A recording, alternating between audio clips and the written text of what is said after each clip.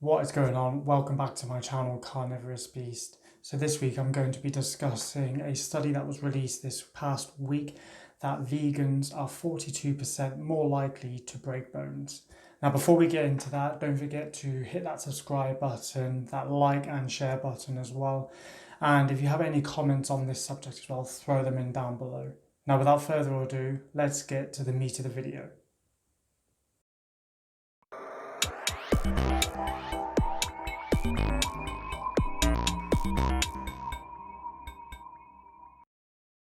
So, according to a recent study by EPIC Oxford, based on data from nearly 55,000 people, found those who were not on meat diet or meat eaters were 43% more likely to suffer any type of broken bone. There is higher risk of hip fractures in vegans, vegetarians, and pescatarians than there is in meat eaters. Vegans also had a higher risk of leg fractures and breaks of other main sides, including arm, wrists, ribs, and the clavicle as well. Now, the results of this study did not surprise me whatsoever. We are human beings who require meat. Those people who go to vegan, vegetarian, or pescatarian diets are all deficient within the vital micronutrients that we need. The reasons that we have evolved is because that we have eaten meat. Those fats, those good sources of nutrition has helped us develop a very, very intelligent brain, which then helps us to become top of the food chain. Now, those who go on to vegan, vegetarian, pescatarian diets are usually deficient of iron and calcium, hence why they're having difficulties with their bone strength. Now, some people may say, well, kale is very high in calcium, which it is, I'm not going to dispute that, but you need to eat a lot of it. Now, 100 grams of kale gives you roughly about 250 milligrams. But have you seen how much is 100 grams of kale? It weighs next to nothing, so you need loads of it. Whereas 100 grams of a steak, for example, is quite small and will give you a lot of different micronutrients within it. And also as well, you don't need as high calcium as you do when you're on a vegetarian, vegan, or pescatarian diet as well. Also as well, all 6 micronutrients are richly found within animal source foods. Anything that comes from an animal richly find those 6 micronutrients: vitamin A, vitamin B12, riboflavin, calcium, iron, and zinc. And they all play a critical role in the growth and development in human beings, especially children as well. Do not deprive your children of these vital micronutrients as well.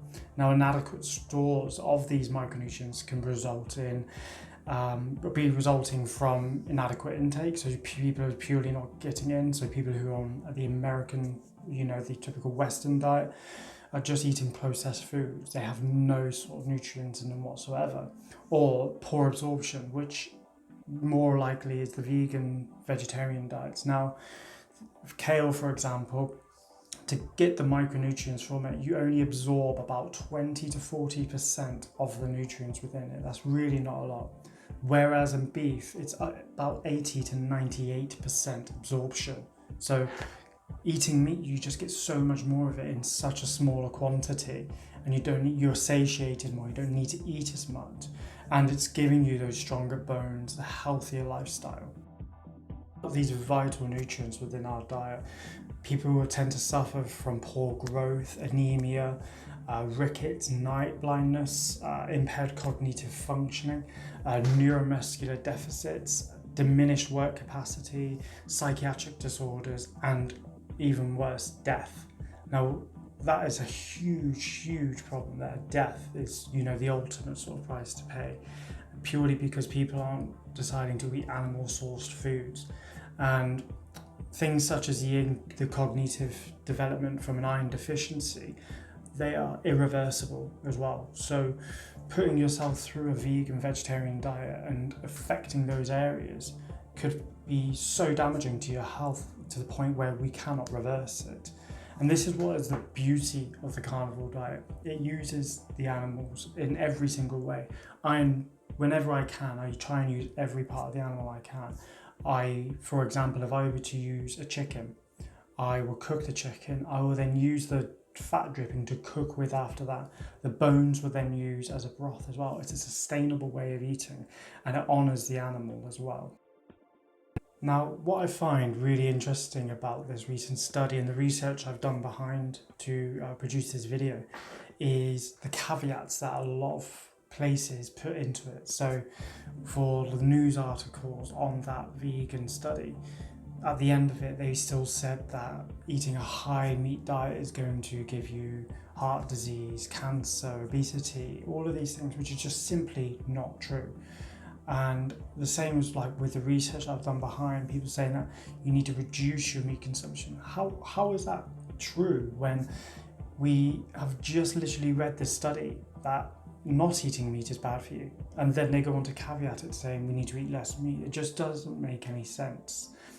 So I'm here just to say, you know, everybody out there, anyone thinking about the carnivore diet, keto paleo sort of diet with a high meat, high fat side of things, please go for it.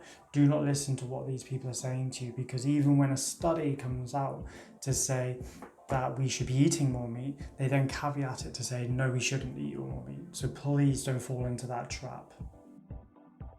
So everyone, so my takeaway for today's video is just to get out there, eat as much meat as you can, honour the animal as well, you know, use all of its bones, use everything you can.